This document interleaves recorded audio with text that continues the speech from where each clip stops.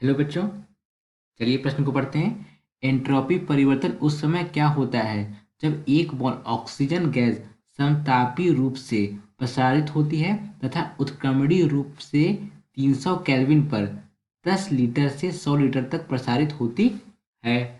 तो चलिए बच्चों, देखते हैं मुख्य अवधारणा। मुख्य अवधारणा। देखिए बच्चों, यहाँ पे एंट्रोपी परिवर्तन अर्थात क्या पूछ रहा है, ये डेल्टा एस। तो डेल्टा एस बराबर क्या होता है, N R natural log natural log V2/V1, यानी कि वी फाइनल बटे वी इनिशियल।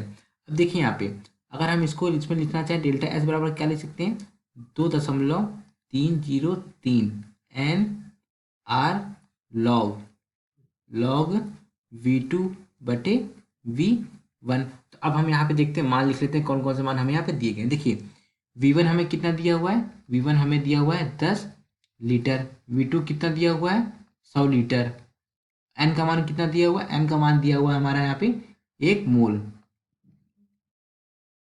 1 मोल। और आर का मान हम यहाँ पे क्या रखेंगे, आर हमारा क्या है, गैस नियतांक। तो 8.314 जूल पर मोल केल्विन आप मान रख लेंगे। तो एंट्रोपी परिवर्तन था डेल्टा एस का मान हमें यहाँ पे क्या हो जाएगा। चलिए मान रख लेते हैं, डेल्टा एस बराबर क्या हो जाएगा। देखिए, 2.303। एन का मान कितना था, 1 है। आर का मान हमने यहाँ पे क्या रखा था, 8.314 गुणे लॉग लॉग V2 का मान कितना है, 100 बटे V1 का मान कितना है, 10। यानी एक जीरो से एक जीरो कट गया, लॉग 10 का मान कितना होता है, लॉग 10 का मान कितना होता है बच्चों, 1 होता है। तो यहाँ पे लिख लेते हैं, देखिए 2.303। तो जो किसी से भी अगर एक का गुणा करो तो वही संख्या आती है। 8.314 गुणे लॉग 10 का मान यहाँ पे कितना हो गया, 1 हो गया।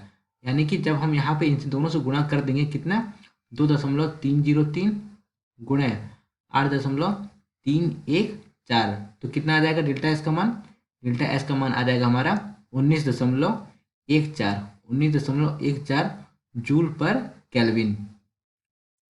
पर केल्विन। कितना है बच्चों, 19.14 जूल पर केल्विन। 19.14 देखते हैं विकल्प में कौन सा विकल्प सही होगा। जो विकल्प हमारा ए, 19.14 जूल पर केल्विन या केल्विन इनवर्स, एक ही बात है बच्चों। तो कौन सा विकल्प सही हुआ बच्चों, विकल्प ए। आशा करते हैं आपको समझ आया होगा। धन्यवाद।